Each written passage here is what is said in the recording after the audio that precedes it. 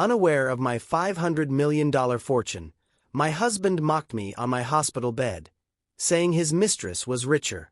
The heart monitor's steady beep was the only sound defending her dignity as her husband leaned over her hospital bed and whispered, "Brittany has more money in her jewelry box than you'll see in a lifetime."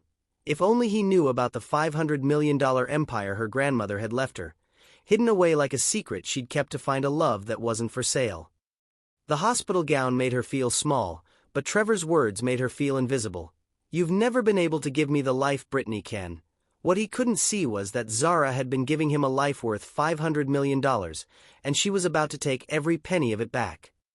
Hello family, before I continue with this story, I have a quick favor to ask you. Please subscribe to this channel. Tell me in the comments where you are watching from, and don't forget to like and share. Your support helps us to bring these stories alive. The fluorescent lights above Zara's hospital bed hummed with the same monotonous rhythm as her thoughts. Empty, endless, echoing. Her dark skin looked ashen against the stark white pillows, and the 4-needle in her arm felt like the least painful thing piercing her today. She'd been here for 3 days since the car accident, 3 days of staring at the ceiling tiles and counting the water stains that looked like tears. The accident hadn't been serious, a fender bender that left her with a mild concussion and some bruised ribs. But lying here, she felt more broken than any X-ray could reveal.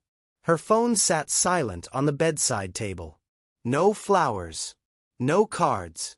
Just the smell of disinfectant and the distant sound of other families loving each other in rooms down the hall. Zara closed her eyes and let her mind wander to the penthouse apartment she'd grown up in, where her grandmother Nana Rose would braid her hair while telling stories about building an empire from nothing. "Baby girl," Nana Rose would say, her weathered hands gentle but strong. "Money is a tool, not a master. But love is the only currency that matters. Don't you ever let anyone buy you or sell you short." The inheritance had come when Zara turned 25. $500 million from her grandmother's real estate and investment empire. But instead of announcing it to the world, she'd hidden it away, living modestly, working as a teacher, wanting to find someone who would love Zara the woman, not Zara the fortune. She'd met Trevor at a coffee shop where she was grading papers, and he'd seemed charmed by her simplicity, her dedication to her students, her quiet strength. Now, for years later, she wondered if that had been her first mistake. What do you think drives someone to hide their true wealth when looking for love? Have you ever felt like you had to hide parts of yourself to be accepted? Share your thoughts below. Down the hall, Dr. Kai Williams was finishing his rounds, but his mind kept drifting back to room 314. There was something about Zara Montgomery that he couldn't shake, not just her beauty, though she was stunning even in her vulnerable state, but the way she carried herself. Even lying in that hospital bed, there was a dignity about her that spoke of inner strength. Kai had been a doctor for 8 years, and he'd learned to read people quickly. The way they held their shoulders, the words they chose, the silences they kept. Zara's husband had visited exactly once in 3 days, staying for barely 20 minutes, spending most of that time on his phone. But Zara never complained, never asked where he was, never even seemed surprised by his absence. "Dr. Williams?" Nurse Patricia's voice pulled him from his thoughts. "Mrs. Montgomery in 314 is asking if she can be discharged today." Kai frowned. "Her concussion symptoms haven't fully resolved. I'd prefer to keep her one more night for observation. That's what I told her, but she seems anxious to leave." Kai nodded, understanding more than Patricia realized. He'd seen it before. Patients who felt safer in the controlled environment of the hospital than in whatever waited for them at home. "I'll talk to her." As he walked toward room 314, Kai thought about his own journey to this moment. Growing up in Detroit, the son of a mechanic and a school secretary, he'd worked 3 jobs to get through medical school. He understood what it meant to fight for respect, to prove your worth when others looked at you and saw limitations instead of possibilities. Maybe that's why he felt drawn to Zara. He recognized something familiar in her quiet resilience. He knocked gently on her door frame. "Mrs. Montgomery? I hear you're eager to get out of here." Zara turned toward him, and for a moment, Their eyes met with an intensity that surprised them both. I feel fine, Dr. Williams. Really? Your body might feel fine, but healing isn't just physical. He moved closer, his voice gentle but professional. Sometimes we need time to process trauma, even when it seems minor. The accident wasn't traumatic, she said quietly, then added with a bitter smile. It was probably the most peaceful part of my week. Kai studied her face, noting the sadness that seemed to run deeper than any physical injury. Mrs. Montgomery, is there someone I can call for you? Family. Friends. My husband will be here soon, she said, but her voice lacked conviction. As if summoned by her words, footsteps echoed in the hallway. Kai turned to see a tall, well-dressed white man approaching, his expensive suit and confident stride marking him as someone accustomed to getting his way. This had to be Trevor Montgomery. Finally, Trevor said as he entered the room, not bothering to greet Kai. Zara, we need to talk. The temperature in the room seemed to drop 10 degrees. Kai noticed how Zara's shoulders tensed, how her hands gripped the bedsheet. Whatever was coming, she was bracing for impact. I'll give you some privacy, Kai said, but something in Zara's eyes made him hesitate. I'll be right outside if you need anything, Mrs. Montgomery. As he stepped into the hallway, Kai couldn't shake the feeling that he was abandoning her to something far worse than any car accident. Through the partially open door, he heard Trevor's voice, sharp and impatient. We need to discuss our future, Zara. Or rather, the fact that we don't have one. Trevor didn't even wait for the door to fully close before he started. He pulled the visitor's chair closer to Zara's bed, but not out of tenderness, out of convenience, so he could speak quietly while still delivering maximum damage. I've been doing a lot of thinking while you've been lying here, he began, his voice carrying that particular tone she'd learned to dread, the one that meant he'd already made decisions about her life without consulting her. About us. About what I want. About what I deserve. Zara's heart began to race, and she could hear it echoing in the monitor beside her bed. Trevor, I just got out of an accident. Can we? No, we can't wait. He leaned forward, his blue eyes cold and calculating. Because waiting is what got us here in the first place. Waiting for you to become something more than this. He gestured dismissively at her hospital gown, at her vulnerable state, at everything she was in that moment. The words hit her like a physical blow. What are you saying? Trevor sighed dramatically, as if her confusion was just another burden he had to bear. I'm saying I've found someone who can give me the life I've always wanted. Someone who understands what it means to have ambition, to want more than a teacher's salary and a one-bedroom apartment. Someone. The word came out as barely a whisper. Her name is Brittany. Trevor's voice actually softened when he said it, and that tenderness, the tenderness he'd never shown Zara, cut deeper than any cruelty could have. She's everything I need, Zara. She owns 3 boutiques in the city, drives a car that costs more than you make in 2 years, lives in a penthouse that overlooks the river. Zara felt the room spinning, and it wasn't from the concussion. You're having an affair. I'm in love, he corrected, as if that made it noble. Real love, with someone who can match what I bring to a relationship. Do you know what it's like, Zara, to be married to someone who shops at thrift stores? Who thinks dinner at Olive Garden is a special occasion? Who's never even been on a real vacation? Each word was carefully chosen, designed to make her feel small. And it was working. Zara pulled the thin hospital blanket up to her chin, as if it could protect her from the assault on everything she thought she knew about her life. I've been supporting us for 4 years, she said weakly. My teaching job, my. Trevor laughed, and the sound was ugly. Supporting us?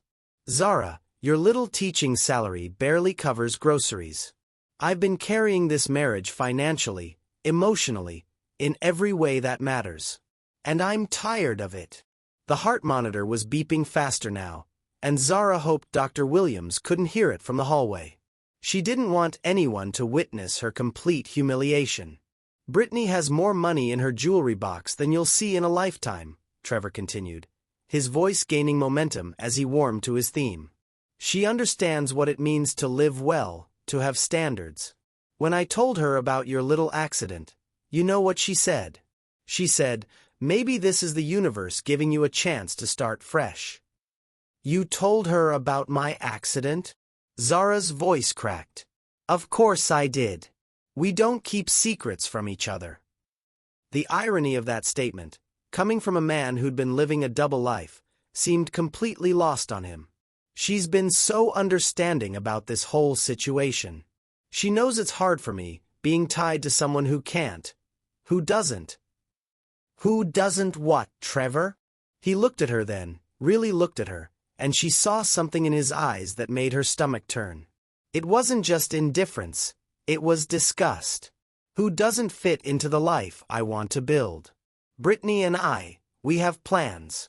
Real plans. We're looking at houses in Westchester, talking about starting a family, building something meaningful together. She has connections, resources, a vision for the future that goes beyond grading papers and watching Netflix.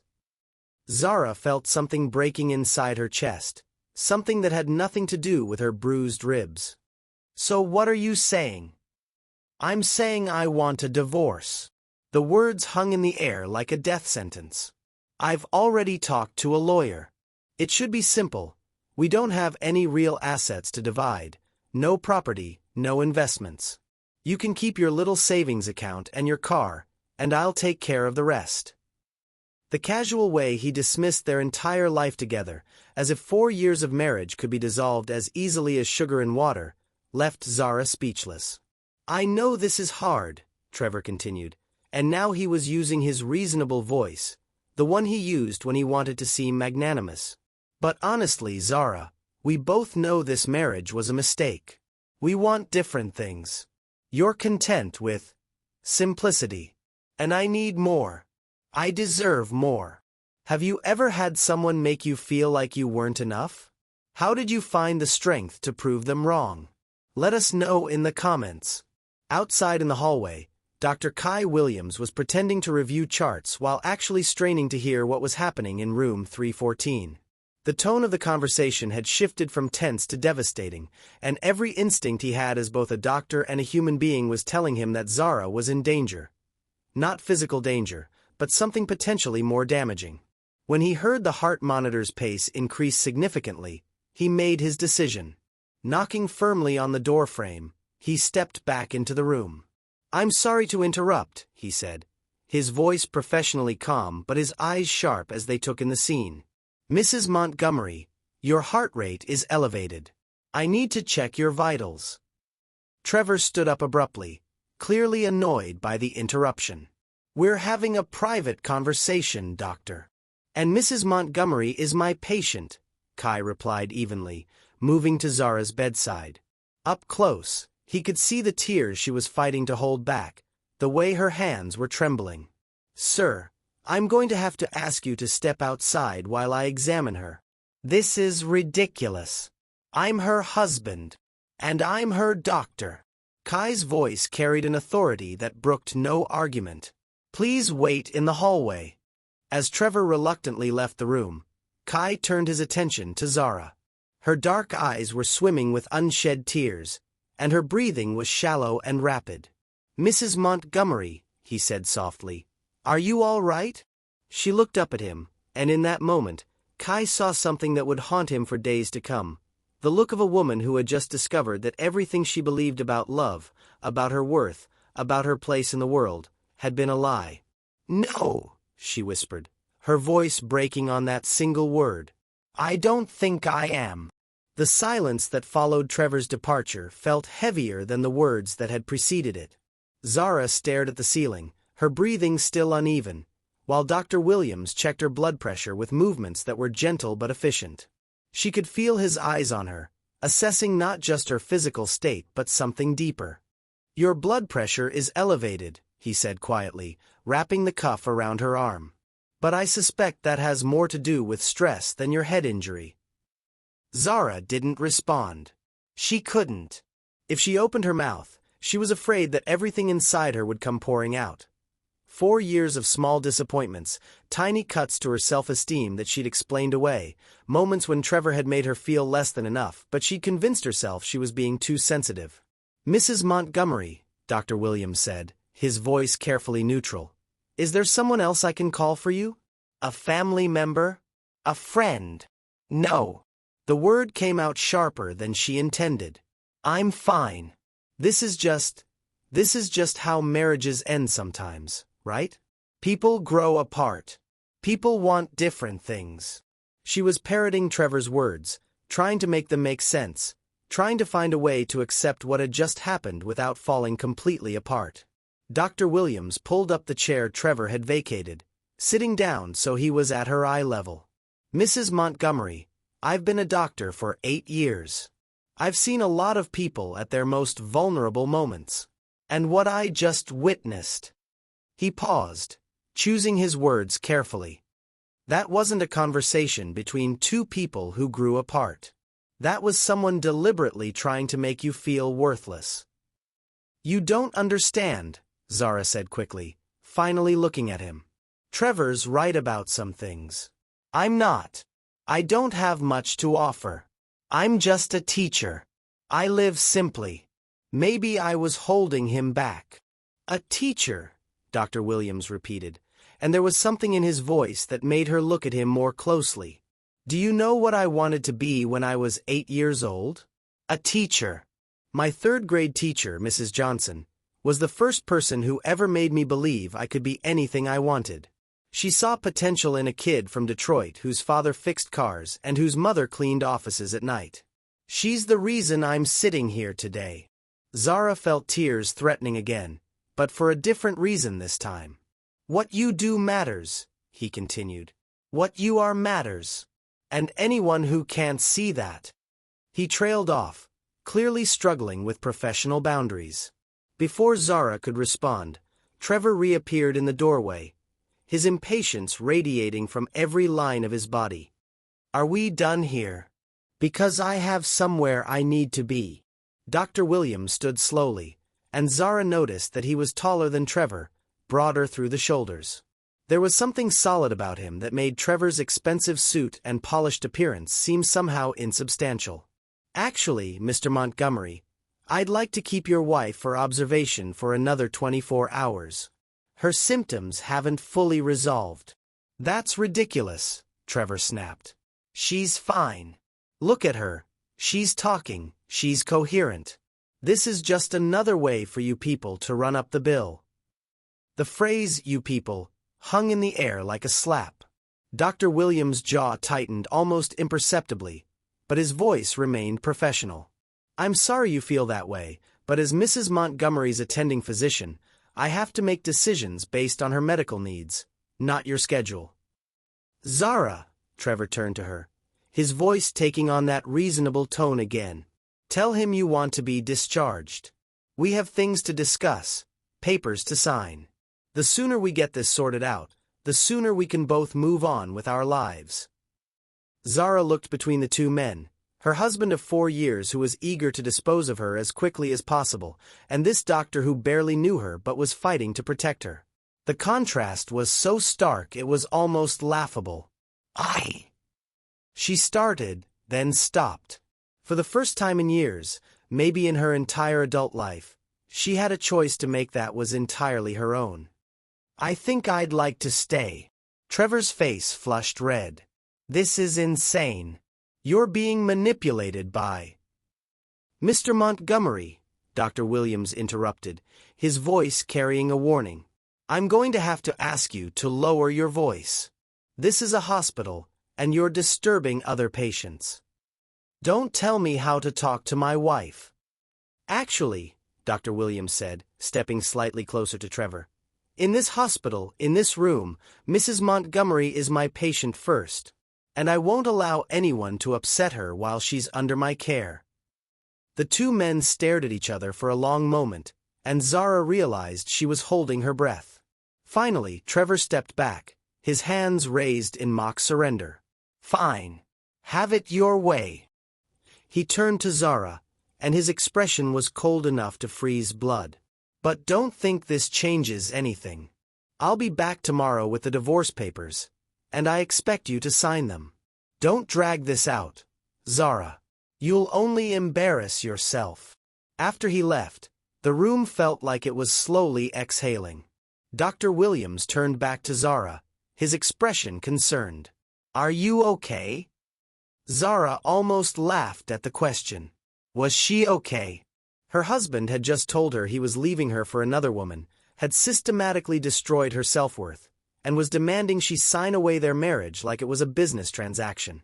But somehow, in this sterile hospital room with this kind stranger, she felt safer than she had in months. "I don't know," she said honestly. "I don't know anything anymore." What would you do if someone you trusted completely suddenly revealed they'd been living a lie? How do you rebuild when everything you believed about your life turns out to be false? Share your thoughts below. Dr. Williams sat back down, and this time he leaned forward slightly, his voice gentle but serious. "Mrs. Montgomery, I know this isn't my place, but do you have a lawyer?" "A lawyer?" The question seemed to come from another planet. "Why would I need a lawyer?" "Because something tells me this divorce isn't going to be as simple as your husband thinks it is." Zara stared at him, confusion written across her face. "What do you mean?" Before Dr. Williams could answer, there was another knock at the door. A woman in an expensive navy suit appeared, her silver hair pulled back in an elegant chignon, her presence commanding immediate attention. "Mrs. Montgomery? I'm Victoria Ashford from Ashford, Sterling and Associates. I believe we have an appointment." Zara's eyes widened. She'd completely forgotten about the call she'd made 3 days ago, before the accident, when Trevor's behavior had become so strange that she'd finally decided to investigate. She'd hired a private investigator to look into her husband's activities, and Ms. Ashford was supposed to deliver the report. Yes, Zara said weakly. "But maybe this isn't the best time."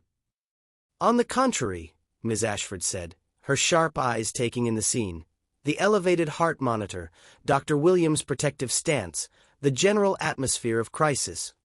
"I think this might be exactly the right time." She opened her briefcase and pulled out a thick manila folder. "Mrs. Montgomery, we need to talk. And based on what I've discovered, you're going to need more than a doctor's care. You're going to need a very good attorney." Dr. Williams looked between the two women, sensing undercurrents he didn't understand. "Should I stay?" Zara said quickly, surprising herself. "Please. I have a feeling I'm going to need a witness." Ms. Ashford settled into the remaining chair with the practiced ease of someone who had delivered life-changing news in hospital rooms before. She glanced at Dr. Williams, then back at Zara. "Mrs. Montgomery, what I'm about to share with you is sensitive. Are you certain you want Dr. Williams to remain?" Zara looked at Kai, when had she started thinking of him as Kai instead of Dr. Williams, and saw something in his eyes that steadied her. "Yes, I'm sure." "Very well." Ms. Ashford opened the folder with crisp efficiency. "You hired me to investigate your husband's recent behavior, the late nights, the unexplained expenses, the phone calls he took in private. What I found goes far beyond a simple affair." She pulled out a series of photographs and documents, arranging them on the hospital bed's rolling table like pieces of a puzzle. "Trevor Montgomery has been systematically planning to leave you for the past 18 months. The affair with Brittany Caldwell began 2 years ago, but the financial maneuvering started long before that." Zara stared at the photos. Trevor and a blonde woman entering restaurants, hotels, what looked like a real estate office. "Financial maneuvering?" "He's been moving money, Mrs. Montgomery. Small amounts at first, then larger sums. He opened accounts you don't know about, made investments in his name only, even took out a loan against your joint savings without your knowledge." "That's impossible," Zara said weakly. "We don't have that much money." "I would have noticed." "You would have noticed if you'd been checking the accounts regularly. But according to bank records, you haven't accessed your online banking in over 6 months. Trevor has been the one managing your finances, hasn't he? The truth hit Zara like a physical blow. She'd been so busy with her teaching, so trusting, so grateful that Trevor had offered to handle their money matters. He said it was easier if one person managed everything. He said I didn't need to worry about it. Kai watched Zara's face as the pieces fell into place, and he felt a surge of anger at the systematic way she'd been manipulated. "How much are we talking about?" he asked Ms. Ashford. "From the joint accounts?" "About $47,000. Not a fortune, but enough to give him a head start on his new life." Ms. Ashford's expression was grim. But that's not the worst part. She pulled out another document. "Mrs. Montgomery, are you familiar with the Rosewood Trust?" Zara's blood turned to ice. The Rosewood Trust was her grandmother's legacy, the vehicle through which her inheritance was managed. Only 3 people in the world knew about it: herself, her grandmother's lawyer, and the trust administrator. She'd never told Trevor about it, never even hinted at its existence. "How do you know about that?" she whispered. "Because your husband has been trying to access information about it for months. He hired his own investigator, not a very good one, thankfully, to look into your background. He knows you have money, Mrs. Montgomery. He just doesn't know how much." The room seemed to tilt on its axis. Zara gripped the bed rails, her knuckles white. "That's impossible. I never told him. I never told anyone." "Marriage records are public," Ms. Ashford explained gently. "Birth certificates, family histories.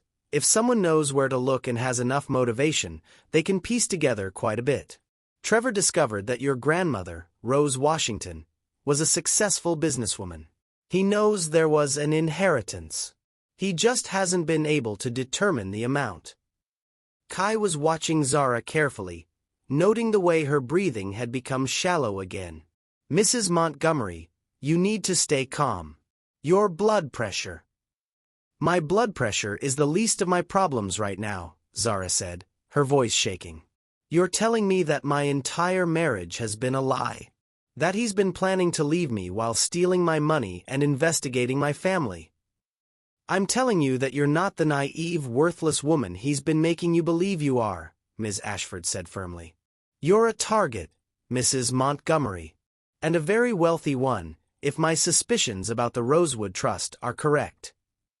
Zara closed her eyes, her grandmother's voice echoing in her memory. "Baby girl, money is a tool, not a master. But love is the only currency that matters. Don't you ever let anyone buy you or sell you short." "Mrs. Montgomery," Kai said softly, "you don't have to make any decisions right now. You're safe here. Whatever this is about, whatever you're dealing with, you have time to figure it out." She opened her eyes and looked at him, really looked at him. He was still in his scrubs from earlier rounds, his dark skin showing the exhaustion of a long shift, but his eyes were alert and kind. He had no idea who she really was, what she was worth, what she was capable of. He was protecting her simply because she was a human being who needed protection. "Dr. Williams," she said quietly, "what you said earlier about your teacher, Mrs. Johnson, did you ever get to thank her?" The question seemed to surprise him. "Actually, yes. I found her when I graduated medical school. She was retired by then, living in a small apartment, struggling a bit financially. I was able to help her, to make sure she was comfortable. It was one of the best days of my life." "That's what money should do," Zara said, more to herself than to him. "It should help. It should heal. It should never be used as a weapon." Ms. Ashford was watching this exchange with interest. "Mrs. Montgomery, I think we need to discuss your options. And we need to do it quickly. If Trevor is planning to file for divorce tomorrow, we need to be prepared." "What kind of preparation?" Kai asked. "The kind that protects Mrs. Montgomery's assets and ensures that her husband doesn't walk away with money that was never his to begin with." Ms. Ashford's smile was sharp as a blade.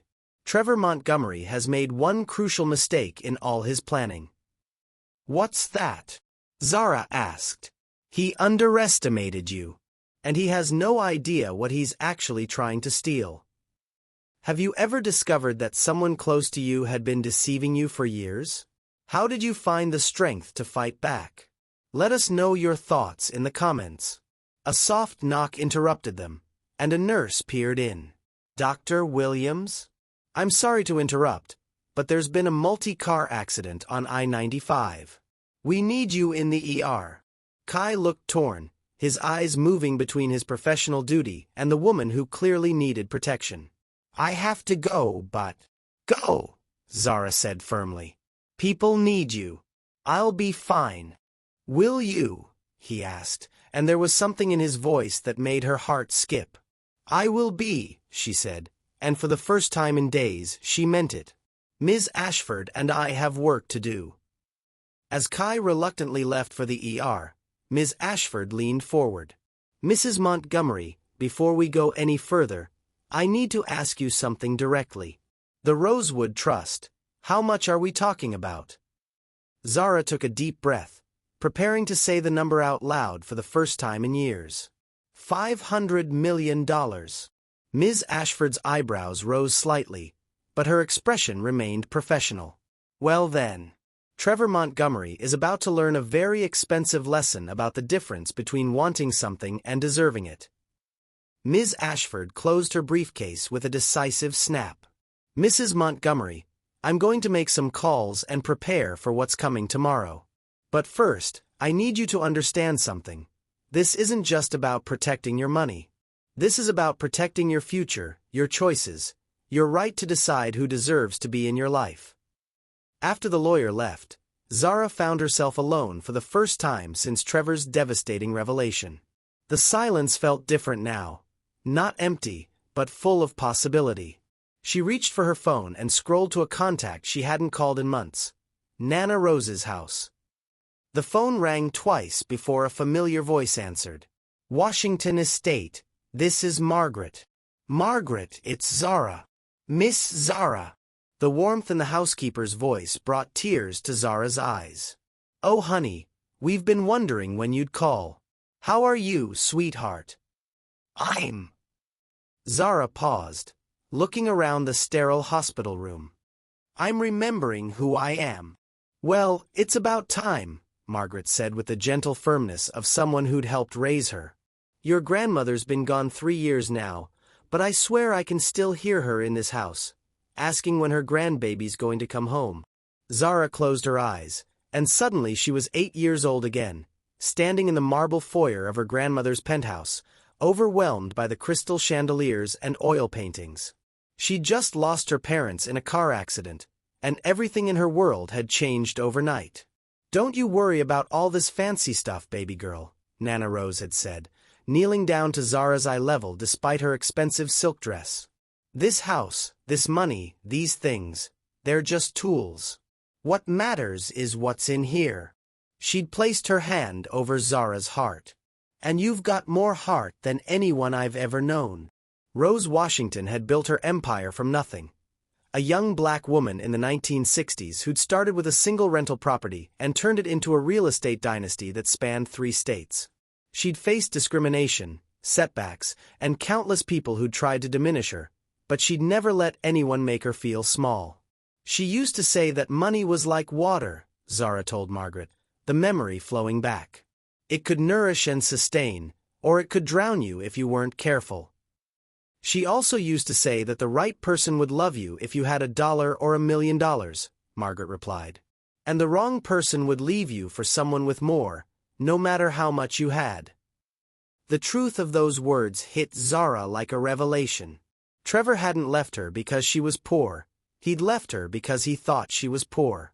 If he'd known about her wealth, he would have stayed, but not out of love. He would have stayed to use her, just as he'd been trying to do all along. Margaret, I need to ask you something. Has anyone been asking questions about Nana Rose's estate? About the trust? There was a pause. Funny you should ask. About 6 months ago, some man called claiming to be writing an article about successful black businesswomen. Wanted to know about Miss Rose's investments, her properties. I told him to contact the trust administrators if he wanted official information. What did he sound like? White. Smooth talker. Said his name was...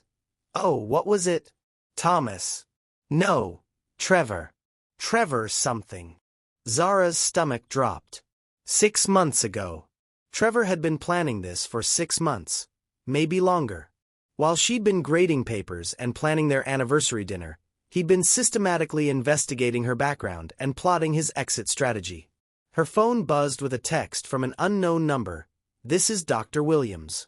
Just wanted to check that you're okay. The ER is crazy tonight, but I'm thinking about you. The simple kindness of the message, the fact that he was thinking about her welfare while dealing with actual emergencies, made her chest tight with emotion. She texted back, I'm okay. Thank you for caring. His response came quickly. Someone should care about you. You deserve that. Zara stared at the message for a long time. When was the last time Trevor had sent her a text that wasn't about logistics or complaints? When was the last time he'd expressed concern for her well-being without expecting something in return? Margaret, she said, returning to the phone call, I want to come home. To the penthouse? Oh, Miss Zara, it's been waiting for you. I've kept everything just like Miss Rose left it. Your room, her office, even her garden on the terrace. I know this sounds strange, but I need you to do something for me. I need you to prepare the house for visitors. Important visitors. And I need you to call James Morrison at the trust. Mr. Morrison? Honey, what's going on? Zara took a deep breath. I'm about to stop hiding, Margaret. I'm about to remember that I'm Rose Washington's granddaughter, and it's time I started acting like it. After she hung up, Zara sat in the growing darkness of her hospital room, watching the city lights twinkle beyond her window. Somewhere out there, Trevor was probably with Brittany, celebrating his freedom, planning their future with money he thought he'd stolen from his naive wife. Somewhere else, Dr. Williams was saving lives, being the kind of man who texted patients to make sure they were okay.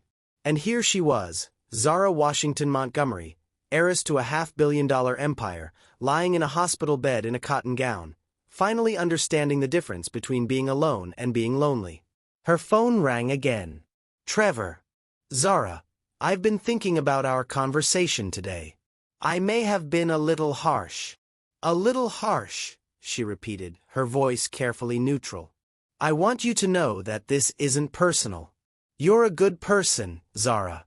We're just not compatible. But I want to make this as easy as possible for both of us. I've talked to my lawyer, and we can have the papers ready tomorrow. Simple, clean, no drama. How generous of you. I know you're upset, but you'll see, this is better for everyone. You can find someone more suitable. Someone who appreciates your simplicity. Have you ever had someone try to convince you that their betrayal was actually a favor to you? How did you respond? Share your experiences below. Trevor, Zara said quietly, can I ask you something? Of course. In 4 years of marriage, did you ever love me? Even a little. There was a pause that lasted too long. Zara, love it's complicated. I cared about you. I still do. But caring isn't enough to build a life on. No, she agreed. It's not. So you'll sign the papers tomorrow? Zara looked out at the city lights again, thinking about her grandmother's penthouse, about Margaret keeping everything ready for her return, about Dr. Williams saving lives in the ER below. I'll be ready for you tomorrow, Trevor. I promise you that. After she hung up, she called Ms. Ashford. Mrs. Montgomery? How are you feeling? Like my grandmother's granddaughter, Zara said. And I want to make sure Trevor gets exactly what he deserves. It was nearly midnight when Dr. Williams finally returned to the ward. The ER had been chaos, 3 critical patients from the highway accident, 2 heart attacks, and a construction worker with severe burns. But through it all, he'd found his thoughts drifting back to room 314, To the woman who'd looked so broken when he'd left and yet had somehow found the strength to tell him she'd be fine. He knocked softly on her door, expecting to find her asleep. Instead, Zara was sitting up in bed, her laptop open, papers scattered across the rolling table. She looked up when he entered, and he was struck by the change in her. The defeated woman from earlier was gone, replaced by someone who seemed to be remembering her own power. "Dr. Williams," she said, closing the laptop. "How was the ER? Busy. But everyone's stable now." He moved closer, noting the documents on her table. "I hope you don't mind me checking on you. I know it's late, but—" "I don't mind," she said quickly. "Actually, I'm glad you're here. I wanted to thank you. Thank me. For protecting me today. For seeing that I needed protection when I couldn't even see it myself." She gestured to the chair beside her bed. "Would you sit? If you have time, I mean. You must be exhausted." Kai settled into the chair, suddenly aware that he was still in his scrubs, that he probably smelled like antiseptic and stress. "Mrs. Montgomery." "Zara," she corrected. "Please. I think we're past formalities." "Zara," he said, and her name felt right in his mouth. "You don't need to thank me. What your husband did today. No one should have to endure that alone." "My soon-to-be ex-husband," she corrected, and there was steel in her voice now. "And you're right. No one should have to endure that. But the thing is, I've been enduring it for years. I just didn't realize it." Kai studied her face in the dim light from the hallway. "What do you mean?" Zara was quiet for a moment, as if deciding how much to reveal. "Can I ask you something personal, Dr. Williams?" "Kai." "Of course. When you were growing up, when things were hard, did anyone ever make you feel like you should be grateful for less than you deserved?" The question hit closer to home than she could have known. "Every day," he said quietly. "Teachers who assumed I wouldn't go to college. Guidance counselors who suggested trade school instead of pre-med. Even some professors in medical school who acted like I was taking up space that belonged to someone else. How did you get past it?" "I had people who believed in me. My parents, Mrs. Johnson, a few professors who saw potential instead of limitations. And eventually, I learned to believe in myself." He leaned forward slightly. "But it took time. And it took recognizing that other people's limitations weren't mine." Zara nodded slowly. "I think I forgot that. I think I let Trevor's voice become louder than my own." "What was your voice telling you?" She smiled, and it was the first genuine smile he'd seen from her. "That I was worth more than he was offering. That love shouldn't make you feel small. That my grandmother didn't raise me to accept crumbs from anyone's table." "Your grandmother sounds like a wise woman." "She was extraordinary." Zara's eyes grew distant. "She used to tell me stories about building her business, about the people who tried to stop her, the ones who underestimated her. She'd say, 'Baby girl, the world will try to convince you that you're not enough. Your job is to prove them wrong, not by changing who you are, but by being exactly who you are, louder and prouder than they can handle." Kai found himself smiling. "I would have liked to meet her." "She would have liked you," Zara said, and there was something in her voice that made his pulse quicken. She had a gift for seeing people's hearts. She could tell within minutes whether someone was genuine or just playing a role. "And what would she have seen in me?" The question hung between them, more intimate than either had intended. Zara looked at him, really looked at him, taking in the exhaustion in his eyes, the way he'd stayed late to check on her despite having no medical reason to do so, the gentle strength in his hands as he'd protected her from Trevor's cruelty. "She would have seen someone who became a doctor for the right reasons," Zara said softly. "Someone who sees people, not just patients. Someone who—" She paused, suddenly aware of how close they were sitting, how easy it would be to reach out and touch his hand. "Someone who what?" Kai asked, his voice barely above a whisper. "Someone who makes me remember what it feels like to be seen." The words hung in the air between them, loaded with possibility and danger. Kai knew he was crossing professional lines, knew that getting involved with a patient was exactly the kind of mistake that could cost him his career. But looking at Zara, seeing the way she was slowly unfurling like a flower that had been kept in darkness too long, he found he didn't care about the rules. "Zara," he said carefully, "I need you to know that what happened today, what your husband said to you, none of that was true. You're not worthless. You're not holding anyone back. You're—" "What am I?" she asked, and there was vulnerability in the question that made his chest tight. "You're remarkable," he said simply. "You're intelligent and kind and stronger than you know. And any man who can't see that is a fool." Tears gathered in Zara's eyes, but they weren't tears of sadness. "Do you know how long it's been since someone said something like that to me?" "Too long," Kai said, and without thinking, he reached out and covered her hand with his. The touch was electric, sending warmth up both their arms. Neither of them pulled away.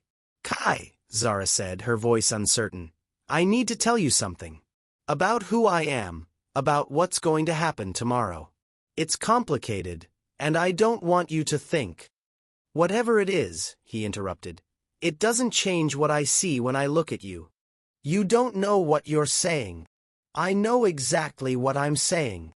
His thumb traced across her knuckles, a gesture so gentle it made her breath catch. "I see a woman who's been convinced she's ordinary when she's anything but. I see someone who's been made to feel grateful for scraps when she deserves a feast. I see." "What do you see?" she whispered. "I see someone I could fall in love with," he said, the words escaping before he could stop them. The admission hung between them like a bridge neither was sure they should cross. Zara stared at their joined hands, at this man who barely knew her but was willing to risk everything to protect her heart. Have you ever met someone who saw your worth when you couldn't see it yourself? How did that change your life? Tell us about it in the comments. "Kai," she said finally, "tomorrow is going to change everything. When Trevor comes back, when he finds out who I really am, I don't know what's going to happen. Then we'll face it together," he said, and the certainty in his voice made her believe, for the first time in years, that she didn't have to face anything alone. Outside, the city hummed with late-night energy, but in room 314, two people sat in the quiet darkness, holding hands and holding hope, preparing for a battle that would determine not just Zara's financial future, but the future of her heart. The morning sun streamed through the hospital window like an interrogation light, harsh and unforgiving.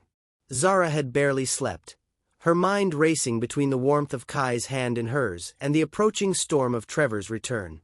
She'd sent Kai away around 2 a.m., insisting he needed rest before his morning shift, but not before he'd made her promise to call him the moment Trevor arrived. Ms. Ashford had arrived early, her briefcase now accompanied by a second lawyer, a sharp-eyed man named David Sterling who specialized in high-asset divorces. They'd spent an hour reviewing strategy, preparing for what Ms. Ashford called the performance of Trevor's lifetime.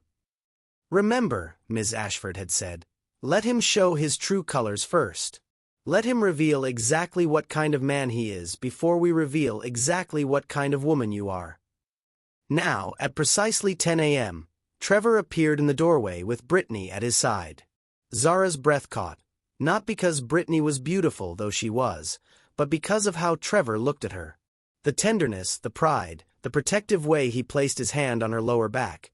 It was everything he'd never shown Zara, and seeing it directed at another woman was like watching someone else live the life she'd thought was hers. "Zara," Trevor said, his voice artificially cheerful, "I brought Brittany to meet you. I thought it might help with closure." Brittany stepped forward, her designer heels clicking on the linoleum. She was everything Trevor had described. Blonde, polished, dripping with expensive jewelry. But there was something else in her eyes, something that looked almost like pity. "Zara," Brittany said, her voice surprisingly gentle, "I want you to know that I never intended for things to happen this way. Trevor and we just connected on a level that—" "That what?" Zara asked quietly. "That transcends marriage vows." Brittany had the grace to look uncomfortable. I know this is hard for you. But Trevor's told me about your situation, your financial struggles, your limited prospects. Maybe this is actually an opportunity for you to find someone more compatible with your lifestyle. The condescension in her voice was wrapped in silk, but it was condescension nonetheless. Zara felt something cold and sharp crystallize in her chest. My lifestyle, she repeated. Well, yes, Trevor jumped in, pulling out a manila folder. Which is why I've tried to make this as painless as possible. The divorce papers are straightforward. You keep your car, your personal belongings, your savings account. I'll take responsibility for the apartment lease and the credit card debt. He spread the papers on her hospital table with the confidence of a man who believed he held all the cards. It's really quite generous, considering our respective contributions to the marriage. Zara looked down at the papers, noting how quickly Trevor wanted this resolved, how eager he was to close this chapter of his life. And what about the joint accounts? The money you've been moving around? Trevor's expression flickered, just for a moment, before resuming its practiced sincerity. I don't know what you mean. Our joint account has maybe $3,000 in it. Hardly worth fighting over. 3,000, Zara repeated. Not 47,000? The color drained from Trevor's face. Brittany looked between them, confusion creeping into her expression. I don't know where you're getting these numbers, Zara. You've always been confused about finances. Have I? Zara reached for her phone and dialed a number. Margaret? Yes, it's me. Could you please come to St. Mary's Hospital, room 314? And bring Mr. Morrison with you. Yes, now. Trevor was staring at her like she'd grown a second head. Who's Margaret? Who's Morrison? Zara, what are you doing? I'm remembering who I am, she said simply. Brittany stepped closer to Trevor, her voice uncertain. Trevor, what's she talking about? Who are these people? Before Trevor could answer, Ms. Ashford appeared in the doorway, followed by David Sterling and two other men in expensive suits. The small hospital room suddenly felt very crowded. Mrs. Montgomery, Ms. Ashford said formally, are you ready to proceed? More than ready, Zara replied. Trevor was looking around the room like a trapped animal. Proceed with what? Zara, what is this? Some kind of intervention. Mr. Montgomery, David Sterling stepped forward. I'm David Sterling, Mrs. Montgomery's attorney. We need to discuss some irregularities in your divorce petition. Irregularities? Trevor's voice cracked slightly. What irregularities? This is a simple no-fault divorce between two people with minimal assets. Minimal assets, Sterling repeated, opening his briefcase. Is that how you describe the Rosewood Trust? The silence that followed was deafening. Trevor's face went through a series of expressions: confusion, recognition, fear, and finally, a desperate kind of calculation. I don't know what you're talking about, he said, but his voice lacked conviction. Really? Ms. Ashford pulled out a recording device. Because we have recordings of phone calls you made to various financial institutions, attempting to gain information about Rose Washington's estate. We have records of the private investigator you hired. We have documentation of every penny you've stolen from joint accounts. Brittany was staring at Trevor now, pieces clicking into place. Trevor, what are they talking about? What's the Rosewood Trust? It's nothing, Trevor said quickly. They're trying to confuse the issue. Zara doesn't have any money. Look at her. Look at how she lives. Does she look like someone with money? Appearances can be deceiving, a new voice said from the doorway. Everyone turned to see an elegant black woman in her 60s, impeccably dressed, followed by a distinguished man in a three-piece suit. Margaret and James Morrison had arrived. Miss Zara, Margaret said, her voice warm with affection. It's time to come home. Trevor was looking between Margaret and Zara, his mind racing. Who are you? I'm Margaret Williams, she said with dignity. I've been the housekeeper at the Washington estate for 35 years. I helped raise Miss Zara after her grandmother took her in.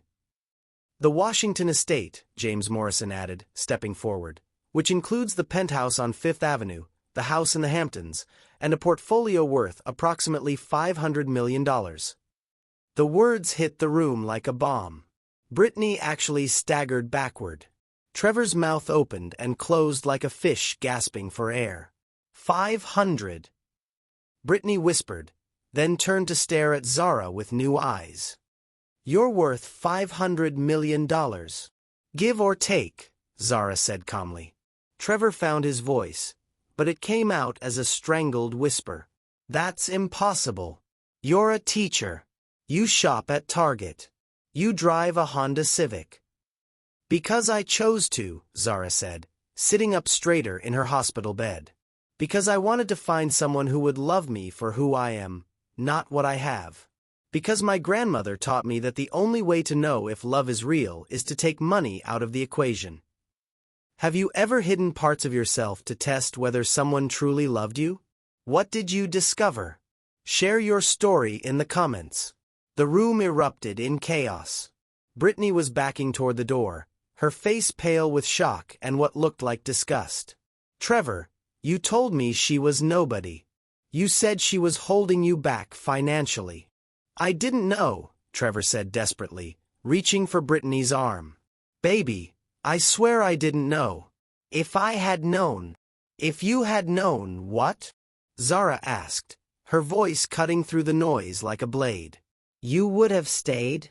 You would have pretended to love me for my money instead of leaving me for someone else's. Trevor spun toward her, and for the first time, she saw him without his mask. The charm was gone, replaced by naked greed and fury. You lying bitch. You let me think you were poor. You let me support you, sacrifice for you, while you were sitting on a fortune. I never lied, Zara said quietly. I just never told you the truth. There's a difference. This is fraud, Trevor snarled. Misrepresentation. I'll sue you for every penny. David Sterling smiled coldly. Actually, Mr. Montgomery, you're the one who's committed fraud. Theft, to be precise. And we have evidence of all of it. As the lawyers began detailing Trevor's crimes, as Brittany fled the room in horror, as Trevor's world collapsed around him, Zara felt something she hadn't experienced in years. The satisfaction of being exactly who she was, without apology, without compromise, without fear. The girl her grandmother had raised was finally coming home. The aftermath of Trevor's revelation left room 314 feeling like a battlefield. Papers were scattered across the floor where he'd swept them in his rage before security escorted him out. Brittany had disappeared without a word, her designer heels clicking frantically down the hallway as she fled the wreckage of her carefully constructed life. The lawyers had followed, promising to handle the legal complexities of Trevor's theft and fraud charges. Now Zara sat alone with Margaret, the woman who had been more mother than employee for most of her life. The silence between them was comfortable, familiar, the kind of quiet that comes from decades of understanding. Miss Zara, Margaret said finally, settling into the chair beside the bed. Your grandmother would be so proud of you today. Would she? Zara's voice was small, uncertain. I hid who I was for 4 years, Margaret. I let a man steal from me, lie to me, make me feel worthless. Nana Rose never would have. Your grandmother, Margaret interrupted gently, spent the first 30 years of her life letting people underestimate her. She used to say it was her secret weapon. Let them think you're small, then show them how wrong they are when it matters most.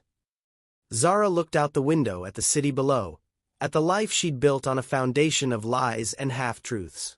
I don't know who I am anymore, Margaret. For 4 years, I've been playing a role. The struggling teacher, the grateful wife, the woman who should be thankful for whatever scraps of love she could get. Now that the mask is off, I don't know what's underneath. You're Rose Washington's granddaughter, Margaret said firmly. You're brilliant and kind and stronger than you know. You're a woman who chose to live simply because you wanted to find real love, not because you had to. That's not weakness, Miss Zara. That's courage. A soft knock interrupted them. Dr. Kai Williams stood in the doorway, still in his scrubs from the morning shift, his expression uncertain. "I'm sorry," he said, looking between Zara and Margaret. "I heard there was some kind of commotion. I wanted to make sure you were okay." Margaret studied him with the sharp eyes of someone who had spent decades protecting the people she loved. "You must be Dr. Williams. Miss Zara's told me about you." "She has." Kai's eyes found Zara's, searching for some sign of how she was feeling, what the morning's revelations had done to whatever fragile connection they'd built. "Margaret," Zara said quietly, "could you give us a moment?" Margaret stood, but not before placing a gentle hand on Zara's shoulder. "I'll be right outside, baby girl. The car is waiting whenever you're ready to come home." After Margaret left, Kai moved closer to the bed, his movements careful, as if approaching a wounded animal that might bolt at any sudden motion. "Zara," he said softly, "I don't know what happened here this morning, but I can see it was significant." She laughed, but there was no humor in it. Significant. That's one word for it. She looked up at him, this man who had protected her when she couldn't protect herself, who had seen worth in her when she couldn't see it in herself. "Kai, I need to tell you something. About who I really am." "Okay," he said simply, settling into the chair Margaret had vacated. "My name is Zara Washington Montgomery. My grandmother was Rose Washington. Maybe you've heard of Washington Properties? Washington Investments." Kai's eyebrows rose slightly. "The real estate empire? I think there's a Washington building in downtown Detroit where I grew up." "Probably." She owned properties in 12 states. Zara took a deep breath. "When she died 3 years ago, she left everything to me. $500 million. Kai. That's who I really am." The silence stretched between them, and Zara watched his face carefully, looking for the moment when everything would change. When he would start calculating what her money could mean for him, when the genuine care in his eyes would be replaced by something else entirely. But Kai just nodded slowly. "That explains a few things." "Does it?" Zara's voice was sharp with defensive anticipation. "What does it explain?" "Why you were so afraid when your husband was talking about money. Why you seemed like you were carrying secrets that were too heavy for one person. Why you looked so lost when he was trying to make you feel worthless." Kai leaned forward, his voice gentle. "Zara, having money doesn't change who you are. It just changes how other people see you." "And how do you see me now?" The question hung between them, loaded with all of Zara's fears about trust and love and the corrupting power of wealth. She had spent 4 years with a man who had claimed to love her while systematically stealing from her and planning his escape. How could she trust her judgment about anyone, especially someone she'd known for less than 48 hours? "I see the same woman I saw yesterday," Kai said quietly. "Someone who's been hurt but hasn't let it make her cruel. Someone who chose to live simply because she valued authenticity over luxury. Someone who—" He paused, seeming to wrestle with his words. "Someone who what?" "Someone who makes me want to be the kind of man who deserves her trust." Tears gathered in Zara's eyes. "Kai, you don't understand. This changes everything. People will look at us and think." "Let them think whatever they want," he said firmly. "Zara, I became a doctor because I wanted to help people, not because I wanted to get rich. I drive a 10-year-old Honda and live in a 1-bedroom apartment, and I'm happy with that life. Your money doesn't change what I want from you." "And what do you want from me?" Kai reached for her hand, the same gesture that had felt so natural the night before. "I want to know what makes you laugh. I want to hear more stories about your grandmother. I want to be the person you call when you've had a bad day or a good day or just a regular Tuesday. I want—" He stopped, shaking his head. "What?" "I want to love you," he said simply. "Not your money, not your status, not what you can do for me. Just you." The woman who hid a fortune because she wanted to find real love. The woman who's strong enough to walk away from a man who didn't deserve her. The woman who's brave enough to trust again, even after being betrayed. Have you ever had to choose between protecting yourself and opening your heart to love? What helped you make that decision? Tell us about it in the comments. Zara stared at their joined hands, at this man who was offering her something she'd thought was impossible. Love without conditions, without calculations, without hidden agendas. Kai, she said slowly, if we do this, if we try this, it won't be easy. There will be people who think you're with me for my money. There will be scrutiny, judgment, complications you can't imagine. Are you trying to talk me out of this? I'm trying to give you an out, she said honestly. Because once you're in my world, really in it, everything changes. The privacy, the simplicity you value, it all becomes more complicated. Kai was quiet for a long moment, and Zara held her breath, waiting for him to realize what he would be giving up, what he would be taking on. Zara, he said finally, yesterday you were just a patient who needed protection. Today you're one of the wealthiest women in the country. But you know what hasn't changed. What? The way you make me feel when you smile. The way you listen when I talk about my work. The way you see people, really see them, instead of just looking through them. He squeezed her hand gently. That's not about money. That's about who you are. And if I choose you, she said quietly, if I choose us, what happens then? Then we figure it out together, he said. One day at a time, one choice at a time. We build something real, something that belongs to us, not to your bank account or other people's expectations. Zara closed her eyes, hearing her grandmother's voice. Baby girl, the right person will love you if you have $1 or $1 million. And the wrong person will leave you for someone with more, no matter how much you have.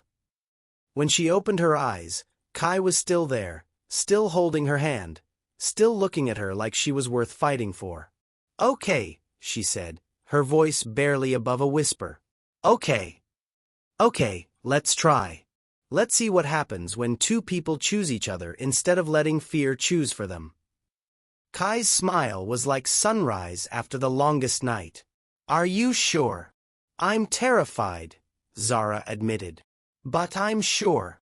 6 months later, Zara stood in the marble foyer of her grandmother's penthouse, watching through the floor-to-ceiling windows as the sun set over the city. The space felt different now, not like a museum preserving the past, but like a home preparing for the future. Margaret had filled it with fresh flowers, and the scent of jasmine drifted from the terrace garden where Nana Rose's roses were blooming again. Miss Zara, Margaret called from the kitchen.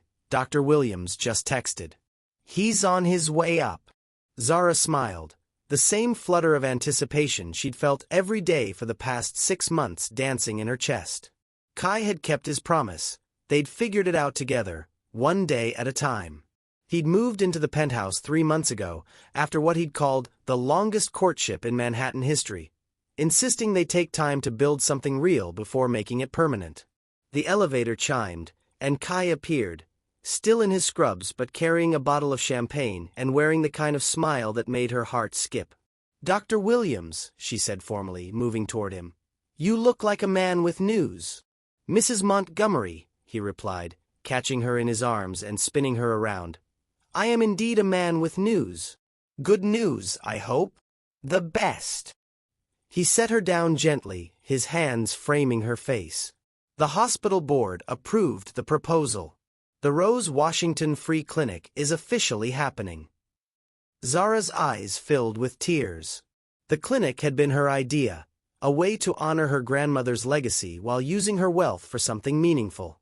Kai would run it, providing free medical care to underserved communities, while Zara would fund it through the foundation she'd established. Really? They said yes. They said yes to everything. The building, the staff, the equipment. We can start construction next month. Kai's voice was thick with emotion. Zara, do you know what this means? We're going to be able to help thousands of people. Kids who can't afford checkups, elderly people who've been rationing their medications, families who've been choosing between rent and doctor visits. "We," she repeated, loving the sound of it. "We," he confirmed, kissing her softly. "Partners in everything." The past 6 months hadn't been without challenges. The media attention when their relationship became public had been intense. Headlines about the teacher Heiress and the doctor who stole her heart had followed them for weeks. There had been skeptics who questioned Kai's motives, society pages that dissected their every public appearance, and well-meaning friends who warned Zara about fortune hunters. But through it all, Kai had remained exactly who he'd been in that hospital room. Steady, genuine, more interested in her thoughts than her bank account. He still drove his Honda, still worked his shifts at the hospital, still sent her texts asking about her day. The only thing that had changed was that now he came home to her every night. "There's something else," Kai said, his voice suddenly nervous. "What?" Instead of answering, he dropped to one knee, pulling a small velvet box from his pocket. Zara's breath caught, her hands flying to her mouth. "Zara Washington Montgomery," he said, his voice shaking slightly. "6 months ago, you were the most broken person I'd ever met. But you were also the strongest. You taught me that real wealth isn't about money. It's about finding someone who sees your heart and chooses to protect it." Tears were streaming down her face now, but she was smiling so hard her cheeks hurt. "You've shown me what it means to love without conditions, to trust without guarantees, to build something beautiful from the ashes of something that was never real." He opened the box, revealing a simple solitaire diamond, elegant but not ostentatious, perfect in its understated beauty. "I don't have much to offer you except my heart, my hands, and a promise to love you exactly as you are for the rest of my life." "Kai," she whispered, "will you marry me? Will you let me be your partner in everything? The clinic, the foundation, the quiet Sunday mornings and the crazy Tuesday nights? Will you let me love you the way your grandmother always said you deserved to be loved?" Zara dropped to her knees in front of him, taking his face in her hands. "Yes," she said, laughing through her tears. "Yes to all of it. Yes to everything." As Kai slipped the ring onto her finger, Zara thought about the woman she'd been 6 months ago. Broken, hiding, convinced she was worth less than the love she was settling for. That woman felt like a stranger now. "I love you," she said, the words feeling like a prayer of gratitude. "I love you too," he replied, pulling her close. "My brilliant, beautiful, ridiculously wealthy fiancé." She laughed, the sound echoing through the penthouse. "Is that how you're going to introduce me at medical conferences?" "Actually, I was thinking more like my partner in changing the world, one patient at a time." "What does true love look like to you? Have you found someone who loves you for exactly who you are? Share your love story in the comments below." Later that evening, as they sat on the terrace overlooking the city, Zara's phone buzzed with a text from an unknown number. She almost ignored it, but something made her look. It was from Trevor. "I saw the engagement announcement in the Times. Congratulations. I hope you'll be very happy." Zara showed the message to Kai, who raised an eyebrow. "Are you going to respond?" She thought about it for a moment, then typed back, "I already am." She deleted Trevor's number and set the phone aside, turning her attention back to the man beside her, to the ring on her finger, to the life they were building together. "Any regrets?" Kai asked, following her gaze out over the city lights. "About what?" "Hiding who you were for so long. Missing out on years of living like this." He gestured at the penthouse, the luxury that surrounded them. Zara considered the question seriously. "No," she said finally. "Because if I hadn't hidden, I never would have learned to see the difference between someone who loves me and someone who loves what I have. I never would have met you in that hospital room. I never would have discovered that the best things in life, love, trust, partnership, can't be bought. Even if it meant 4 years with the wrong person? Especially because of that," she said firmly. "Those 4 years taught me what I don't want, what I won't accept, what I'm worth. They taught me that I'd rather be alone than be with someone who makes me feel small. And they led me to you. Kai pulled her closer, and she settled against his side, feeling the steady rhythm of his heartbeat against her cheek. Besides, she added with a smile, my grandmother always said that the best love stories start with the worst heartbreaks. She said that's how you know you're ready for the real thing, when you've learned the difference between settling and choosing. And what did you choose? Zara looked up at him, at this man who had seen her at her most vulnerable and chosen to protect her, who had learned about her wealth and chosen to love her anyway, who was building a life with her based on shared values rather than shared bank accounts. I chose you, she said simply. I chose us. I chose love that sees me, not what I have. I chose the kind of partnership my grandmother always told me I deserved. As the city sparkled below them and the future stretched ahead, full of clinics to build and lives to change and quiet moments to treasure, Zara Washington Montgomery finally understood what her grandmother had meant all those years ago. Money was just a tool. But love, real love, the kind that saw your heart and chose to protect it, that was the only currency that truly mattered. And she was finally, completely, abundantly rich.